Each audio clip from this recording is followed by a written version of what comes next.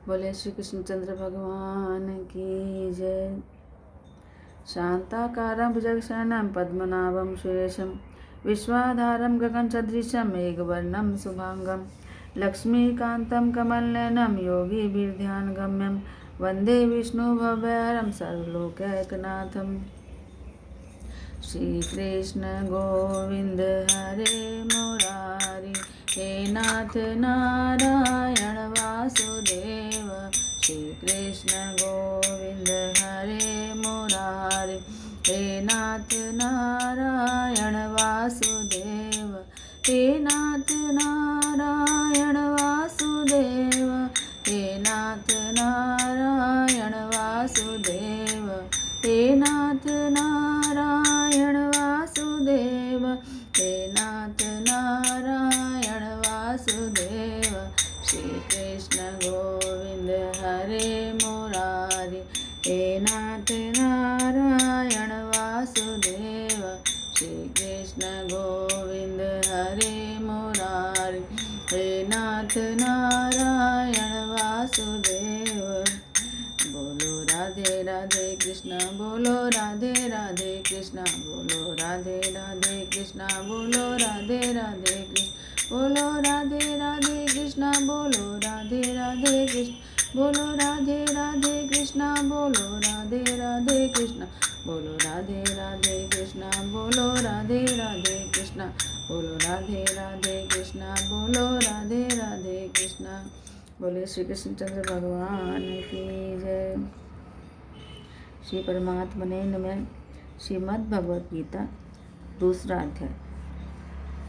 संजय बोले, इस प्रकार करुणा से व्याप्त और आंसुओं से पूर्ण और व्याकुल नेत्रों वाले शोकयुक्त उस अर्जुन के प्रति भगवान मधुसूदन ने यह वचन कहा।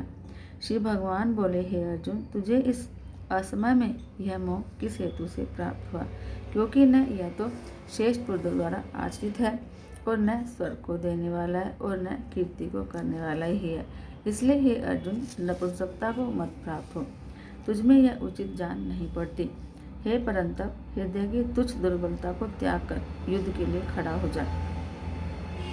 अर्जुन बोले, हे मधुसूदन, मैं रणभूमि में किस प्रकार बाणों से भीष्म पितामह और द्रोणाचार्य के विरुद्ध लड़ूंगा? क्योंकि हे अरिसूदन, ये दोनों ही पूजनीय हैं। इसलिए इन महानुभाव गुरुजनों को न मारकर मैं इस लोक में भिक्षा का अन्न भी खाना कल्याणदायक समझता हूँ। क्योंकि गुरुजनों को मारकर भी इस लोक में रुधिर से सने हुए भोग और अर्थ और काम रूपी भोगों को ही तो भोगूंगा। हम यह भी नहीं जानते कि हमारे लिए युद्ध करना या न करना, इन दोनों में से कौन सा श्रेष्ठ है, अथवा यह भी नहीं जानते कि उन्हें हम जीतेंगे या उनको वे जीतेंगे। और जिनको मारकर हम जीना भी नहीं चाहते, वे ही हमारे आत्मे धृतराष्ट्र के पुत्र हमारे मुकाबले में खड़े हैं। इसलिए कायरता रूप दोष से उपहत हुए स्वभाव वाला और धर्म के विषय में मोहित चित्त हुआ मैं आपसे पूछता हूँ कि जो साधन निश्चित कल्याणकारक हो वह मेरे लिए कहिए। क्योंकि मैं आपका शिष्य हूँ, इसलिए आपके शरण में मुझको शिक्षा दीजिए। क्योंकि भूमि में निष्कंटक धन धान्य संपन्न राज्य को और देवताओं के स्वामी पने को प्राप्त होकर भी मैं उस उपाय को नहीं देखता हूँ जो मेरी इंद्रियों के सुखाने वाले शोक को दूर कर सके। संजय बोले, हे राजन, निद्रा को जीतने वाले अर्जुन अंतर्यामी श्री कृष्ण महाराज के प्रति इस प्रकार कहकर फिर श्री गोविंद भगवान से युद्ध नहीं करूँगा, यह स्पष्ट कहकर चुप हो गए। हे भरतवंशी धृतराष्ट्र, अंतर्यामी श्री कृष्ण महाराज दोनों सेनाओं के बीच में शोक करते हुए उस अर्जुन को हंसते हुए से यह वचन बोले। श्री भगवान बोले, हे अर्जुन, तू नया शोक करने योग्य मनुष्यों के लिए शोक करता है और पंडितों के से वचनों को कहता है, परंतु जिनके प्राण चले गए हैं उनके लिए और जिनके प्राण नहीं गए हैं उनके लिए भी पंडित जन शोक नहीं करते। न तो ऐसा ही था कि मैं किसी काल में नहीं था और तू नहीं था, अथवा ये राजा लोग नहीं थे, और न ऐसा ही है कि इससे आगे हम सब नहीं रहेंगे। जैसे जीवात्मा की इस देह में बालकपन, जवानी और वृद्धावस्था होती है, वैसे ही अन्य शरीर की प्राप्ति होती है। इस विषय में धीर पुरुष मोहित नहीं होता। हे कुंती पुत्र, सर्दी, गर्मी और सुख दुख को देने वाले इंद्रियों और विषयों के संयोग से उत्पत्ति विनाशशील और अनित्य हैं।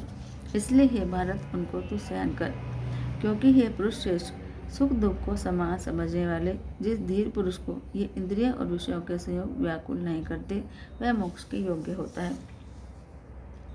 असत वस्तु की तो सत्ता नहीं है और सत का अभाव नहीं है।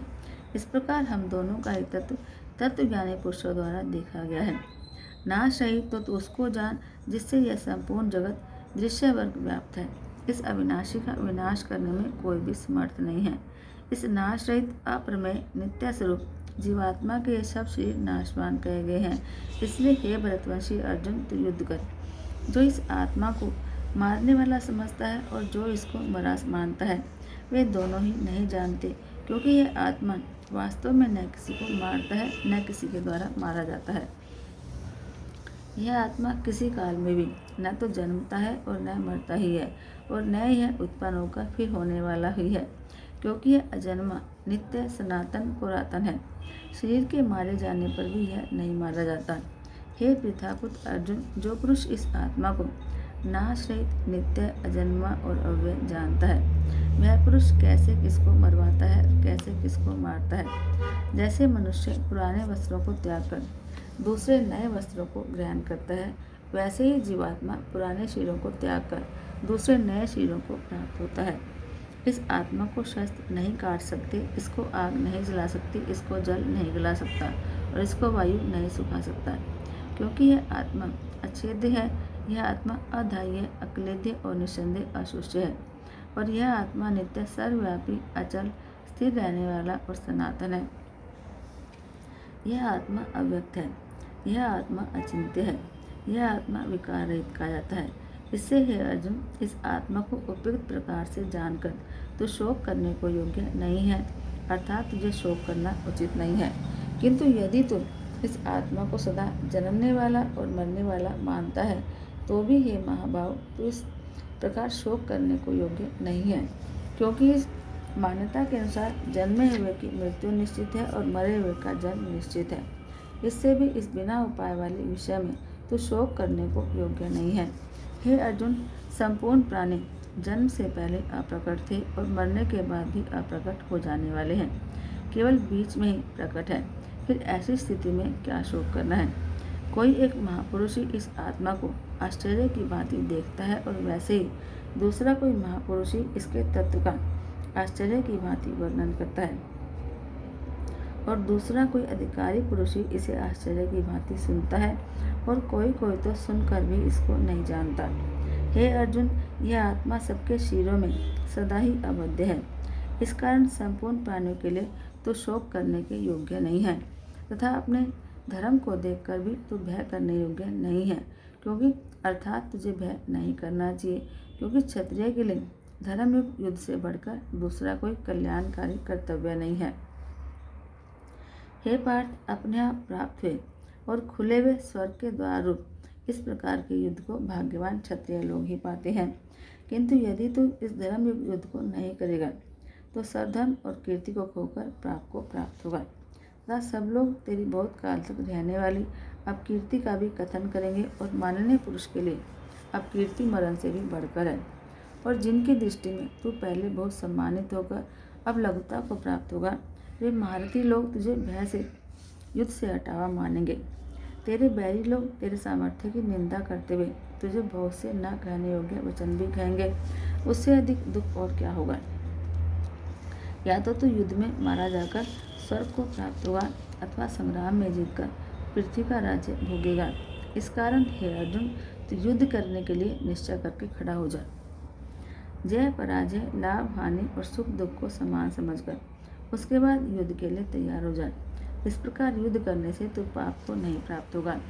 हे पार्थ, यह बुद्धि तेरे लिए ज्ञान योग के विषय में कहेगी, और अब तू इसको कर्म योग के विषय में सुन। जिस बुद्धि से युक्त हुआ तो कर्मों के बंधन को भली भांति त्याग देगा, अर्थात श्रद्धा नष्ट कर देगा। इस कर्म योग में आरंभ का अर्थात बीज का नाश नहीं है, और उल्टा फल रूप दोष भी नहीं है, बल्कि इस कर्म योग रूप धर्म का थोड़ा सा भी साधन रूप जन्म मृत्यु रूप महान भय से रक्षा कर लेता है। हे अर्जुन, इस कर्म योग में निश्चयात्मिका बुद्धि एक होती है, किंतु अस्थिर विचार वाली विवेकहीन सकाम मनुष्यों की बुद्धियाँ निश्चय ही बहुत भेदों वाली और अनंत होती हैं। हे अर्जुन, जो भोगों में तन्मय हो रहे हैं, जो कर्म फल के प्रशंसक वेद वाक्यों में ही प्रीति रखते हैं, जिनकी बुद्धि में स्वर्ग ही परम प्राप्य वस्तु है और जो स्वर्ग से बढ़कर दूसरी कोई वस्तु ही नहीं है ऐसा कहने वाले हैं, वे अविवेकी जन इस प्रकार की जिस पुष्पित अर्थात दिखाऊ शोभायुक्त वाणी को कहा करते हैं, जो कि जन्म रूप कर्म फल देने वाली और भोग तथा ऐश्वर्य की प्राप्ति के लिए नाना प्रकार की बहुत सी क्रियाओं का वर्णन करने वाली है, उस वाणी द्वारा जिसका चित्त हर लिया गया है, जो भोग और ऐश्वर्य में अत्यंत आसक्त हैं, उन पुरुषों की परमात्मा में निश्चयात्मक बुद्धि नहीं होती। हे अर्जुन, वेद उचित प्रकार से तीनों गुणों के कार्य रूप समस्त भोगों और उनके साधनों का प्रतिपादन करने वाले हैं, इसलिए तो उन भोगों और उनके साधनों में आसक्तिहीन, हर्ष शोक आदि द्वंद्वों से रहित नित्य वस्तु परमात्मा में स्थित योग क्षेम को न चाहने वाला और स्वाधीन अंतःकरण वाला हो। सब ओर से परिपूर्ण जलाशय के प्राप्त हो जाने पर छोटे जलाशय में मनुष्य का जितना प्रयोजन रहता है, ब्रह्म को तत्व से जानने वाले ब्राह्मण का समस्त वेदों में उतना ही प्रयोजन रह जाता है। तेरा कर्म करने में अधिकार है, उसके फल में कभी नहीं, इसलिए तो कर्मों के फल का हेतु मत बन। तेरी कर्म न करने में भी आसक्ति न हो। हे धनंजय, तू आसक्ति को त्याग कर और सिद्धि और असिद्धि में समान बुद्धि वाला होकर योग में स्थित हुआ कर्तव्य कर्मों को कर, समत ही योग कहलाता है। इस समत्व रूप बुद्धि योग से सकाम कर्म अत्यंत निम्न श्रेणी का है। इसलिए हे धनंजय, तू समबुद्धि में ही रक्षा का उपाय ढूंढ, अर्थात बुद्धि योग का ही आश्रय ग्रहण कर, क्योंकि फल के हेतु बनने वाले अत्यंत दीन हैं। समबुद्धि युक्त पुरुष पुण्य और पाप दोनों को इसी लोक में त्याग देता है, अर्थात उनसे मुक्त हो जाता है। इससे तो समत्व रूप योग में लग जा। यह समत्व रूप योग ही कर्मों में कुशलता है, अर्थात कर्म बंध से छूटने का उपाय है, क्योंकि समबुद्धि से ज्ञानी जन कर्मों से उत्पन्न होने वाले फल को त्याग कर जन्म रूप बंधन से मुक्त हो निर्विकार परम पद को प्राप्त हो जाते हैं। जिस काल में तेरी बुद्धि मोह रूप दलदल को भली भांति पार कर जाएगी, उस समय तू सुने हुए और सुनने में आने वाले इस लोक और परलोक संबंधी सभी भोगों से वैराग्य को प्राप्त हो जाएगा। भली भांति के वचनों को सुनने से विचलित तेरी बुद्धि जब परमात्मा में अचल और स्थिर ठहर जाएगी, तब तू योग को प्राप्त हो जाएगा, अर्थात तेरा परमात्मा से नित्य संयोग हो जाएगा। अर्जुन बोले, हे केशव, समाधि में स्थित परमात्मा को प्राप्त हुए स्थिर बुद्धि पुरुष का क्या लक्षण है? वह स्थिर बुद्धि पुरुष कैसे बोलता है, कैसे बैठता है और कैसे चलता है? श्री भगवान बोले, हे अर्जुन, जिस काल में यह पुरुष मन में स्थित संपूर्ण कामनाओं को भली भांति त्याग देता है और आत्मा से आत्मा में ही संतुष्ट रहता है, उस काल में वह स्थित प्रज्ञ कहा जाता है। दुखों की प्राप्ति होने पर जिसके मन में उद्वेग नहीं होता, सुखों की प्राप्ति में जो सर्वथा निष्प्रिय है और जिसमें राग भय और क्रोध नष्ट हो गए हैं, ऐसा मन स्थिर बुद्धि कहा जाता है।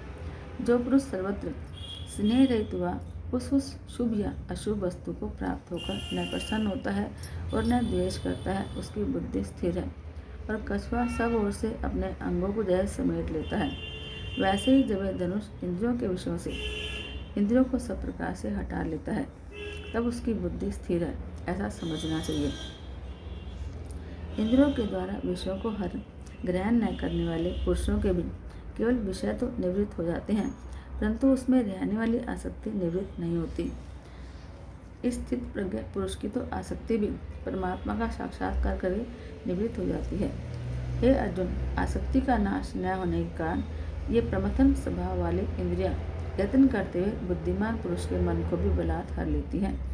इसलिए साधक को चाहिए कि वह उन संपूर्ण इंद्रियों को वश में करके समाहित चित्त हुआ मेरे परायण होकर ध्यान में बैठे, क्योंकि जिस पुरुष की इंद्रियां वश में होती हैं, उसी की बुद्धि स्थिर हो जाती है।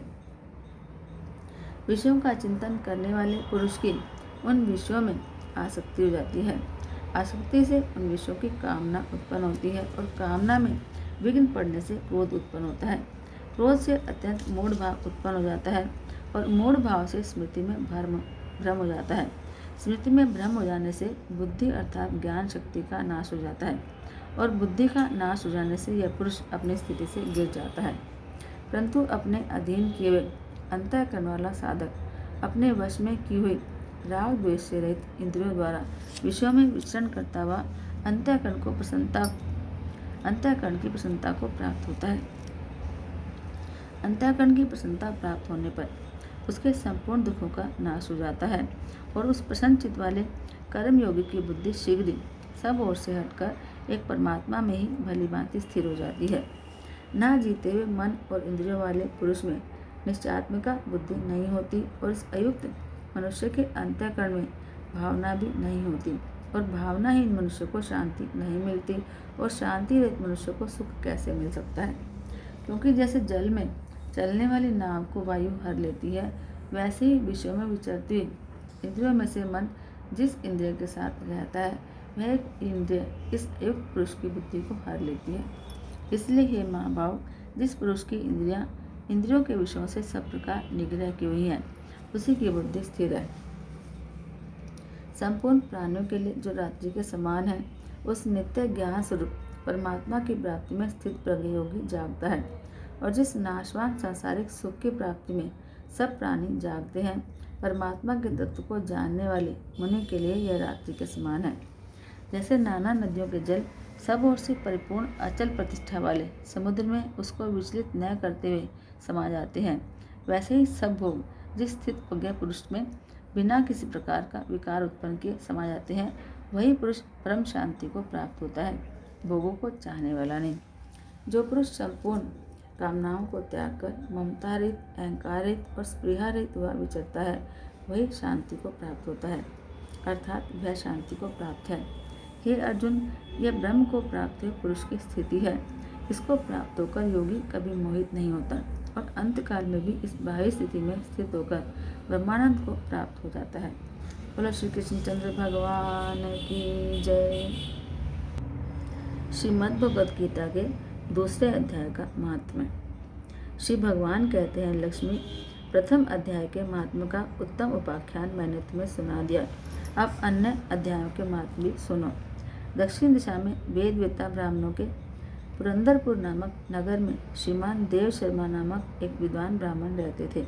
वे अतिथियों के पूजक, स्वाध्यायशील, वेद शास्त्रों के विशेषज्ञ, यज्ञों का अनुष्ठान करने वाले, तपस्वियों के सदा ही प्रिय थे। उन्होंने उत्तम द्रव्यों के द्वारा अग्नि में हवन करके दीर्घ काल तक देवताओं को तृप्त किया, किंतु उन धर्मात्मा ब्राह्मण को कभी सदा रहने वाली शांति नहीं मिली। वे परम कल्याण में तत्व का ज्ञान प्राप्त करने की इच्छा से प्रतिदिन प्रचुर सामग्रियों के द्वारा सत्य संकल्प वाले तपस्वियों की सेवा करने लगे। इस प्रकार शुभ आचरण करते हुए उन्हें बहुत सा समय व्यतीत हो गया। तदंतर एक दिन पृथ्वी पर उनके समक्ष एक त्यागी महात्मा प्रकट हुए। वे पूर्ण अनुभवी, आकांक्षा रहित, नासिका के अग्र भाग पर दृष्टि रखने वाले और शांत थे।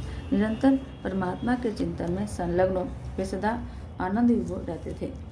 देव शर्मा ने उन नित्य संतुष्ट तपस्वी को शुद्ध भाव से प्रणाम किया और पूछा, महात्मा, मुझे शांति में स्थिति कैसे प्राप्त होगी? तब उन आत्मज्ञानी संत ने देव शर्मा को सौपुर नाम के निवासी मित्रवान का, जो बकरियों को चराया करता था, चरवाहा था, परिचय दिया और कहा कि वही तुम्हें उपदेश देगा। यह सुनकर देव शर्मा ने महात्मा के चरणों की वंदना की और स्मृतिशाली सौपुर गांव में पहुंचकर उसके उत्तर भाग में एक विशाल वन देखा। उसी वन में नदी के किनारे एक शिला पर मित्रवान बैठा था। उसके नेत्र आनंद अतिरेक से निश्चल हो रहे थे। वह अपलक दृष्टि से देख रहा था। वह स्थान आपस का स्वाभाविक बैर छोड़कर एकत्रित थे परस्पर विरोधी जंतुओं से घिरा था। वहीं उद्यान में मंद बंद वायु चल रही थी। मृगों से भरे हुए झुंड वहाँ पर शांत भाव से बैठे थे और मित्रवान दया से भरी हुई आनंदमय मनोहारिणी दृष्टि से पृथ्वी पर मानो अमृत छिड़क रहा था। इस रूप में उसे देखकर देव शर्मा का मन प्रसन्न हो गया। वे उत्सुक होकर बड़े विनय के साथ मित्रवान के पास गए। मित्रवान ने भी अपने मस्तक को किंचित नवाकर देव शर्मा का सत्कार किया। तदनंतर विद्वान देव शर्मा अनन्य चित्त से मित्रवान के समीप गए और जब उसके ध्यान का समय समाप्त हो गया, उस समय उन्होंने अपने मन की बात पूछी। महाभाग, मैं आत्मा का ज्ञान प्राप्त करना चाहता हूँ। मेरे इस मनोरथ की पूर्ति के लिए मुझे किसी ऐसे उपाय का उपदेश दीजिए जिसके द्वारा सिद्धि प्राप्त हो चुकी हो। देव शर्मा की बात सुनकर मित्रवान ने एक क्षण तक कुछ विचार किया। उसके बाद इस प्रकार कहा, विद्वान, एक समय की बात है, मैं वन के भीतर बकरियों की रक्षा कर रहा था। इतने में ही एक भयंकर व्याघ्र पर मेरी दृष्टि पड़ी, जो मानो सबको ग्रस लेना चाहता था। मैं मृत्यु से डरता था, इसलिए व्याघ्र को आते देखकर बकरियों के झुंड को आगे कर वहां से भाग चला। किंतु एक बकरी तुरंत ही सारा भय छोड़कर नदी के किनारे उस बाघ के पास बेरोक टोक चली गई। फिर तो व्याघ्र भी देश छोड़कर चुपचाप खड़ा हो गया। उसे उस अवस्था में देखकर बकरी बोली, व्याघ्र, तुम्हें तो अपना अभीष्ट भोजन प्राप्त हुआ है। मेरे शरीर के मांस से तुम प्रेम पूर्वक अपनी भूख मिटाओ। तुम इतनी देर से खड़े क्यों हो? तुम्हारे मन में मुझे खाने का विचार क्यों नहीं आ रहा है? व्याघ्र बोला, बकरी, इस स्थान पर आते ही मेरे मन से द्वेष का भाव निकल गया।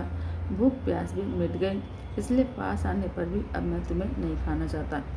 व्याघ्र के यूं कहने पर बकरी बोली, न जाने मैं कैसे निर्भय हो गई हूँ। इसमें क्या कारण हो सकता है? यदि तुम जानते हो तो बताओ। यह सुनकर व्याघ्र ने कहा, मैं भी नहीं जानता।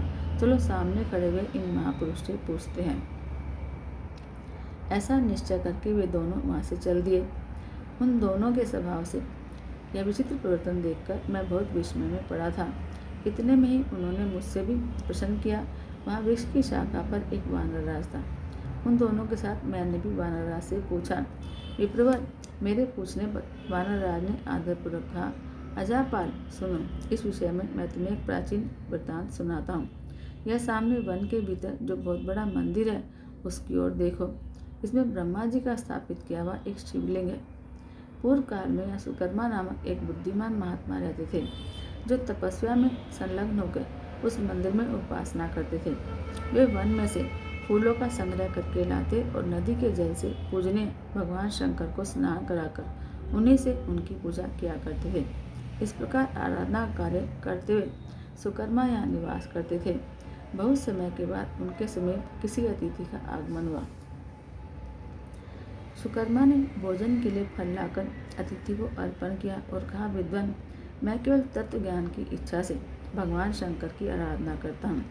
आज इस आराधना का फल परिपक्व होकर मुझे मिल गया, क्योंकि इस समय आप जैसे महापुरुष ने मुझ पर अनुग्रह किया है।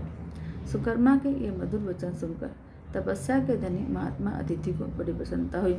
उन्होंने एक शिला पर गीता का दूसरा अध्याय लिख दिया और ब्राह्मण को उसके पाठ और अभ्यास के लिए आज्ञा देते हुए कहा, ब्राह्मण, इससे तुम्हारा आत्मज्ञान संबंधी मनोरथ अपने आप सफल हो जाएगा। यूँ कहकर वे बुद्धिमान तपस्वी सुकर्मा के सामने ही उनके देखते देखते अंतर्ध्यान हो गए। सुकर्मा विस्मित होकर उनके आदेश के अनुसार निरंतर गीता के दूसरे अध्याय का अध्ययन करने लगे। फिर दीर्घ काल के बाद अंतःकरण शुद्ध होकर उन्हें आत्मज्ञान की प्राप्ति हुई।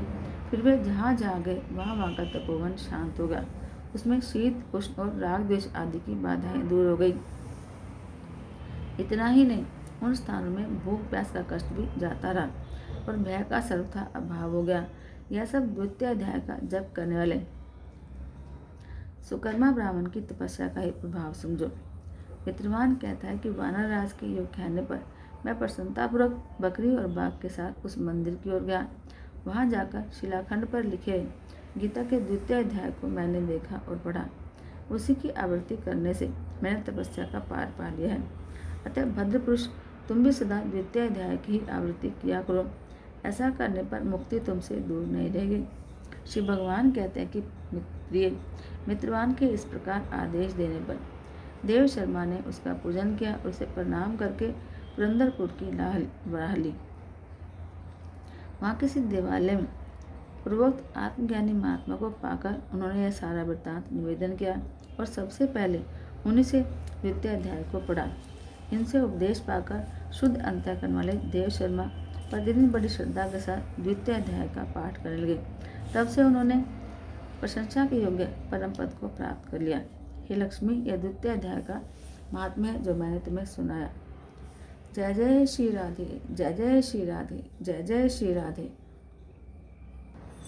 ओम जय भगवत गीते मैया जय भगवत गीते। हरिय कमल विहारिणी, हरिय कमल विहारिणी, सुंदर सुपुनीते। ओम जय भगवत गीते। कर्म सुमर्म प्रकाशिनी, कामा शक्ति हरा मैया कामा शक्ति हरा। तत्व ज्ञान विकासनी, तत्व ज्ञान विकासनी, विद्या ब्रह्म पर। ओम जय भगवत गीते। निश्चल भक्ति विधायिनी, निर्मल मलहारी मैया निर्मल मलहारी। शरण रहस्य प्रदायिनी, शरण रहस्य प्रदायिनी, सब विधि सुखकार। ओम जय भगवत गीते। राग देश विदारिणी, कारिणी मोद सदा मैया कारिणी मोद सदा। भव भयहारिणी तारिणी, भव भयहारिणी तारिणी, परमानंद प्रदा। ओम जय भगवत गीते। आसुर भाव विनाशिनी, नाशिनी तम रजनी मैया नाशिनी तम रजनी। देवी सद्गुणदायिनी, देवी सद्गुणदायिनी, हरि रसिका सजन। ओम जय भगवत गीते। समता त्याग सिखाविनी, हरिमुख की वाणी मैया हरिमुख की वाणी। सकल शास्त्र की स्वामिनी, सकल शास्त्र की स्वामी, श्रुतियों की रानी। ओम जय भगवत गीते। दया सुधा बरसावनी, मातु कृपा कीजे मैया मातु कृपा कीजे। हरिपद प्रेम दान कर, हरिपद प्रेम दान कर, अपनों कर लीजे। ओम जय भगवत गीते।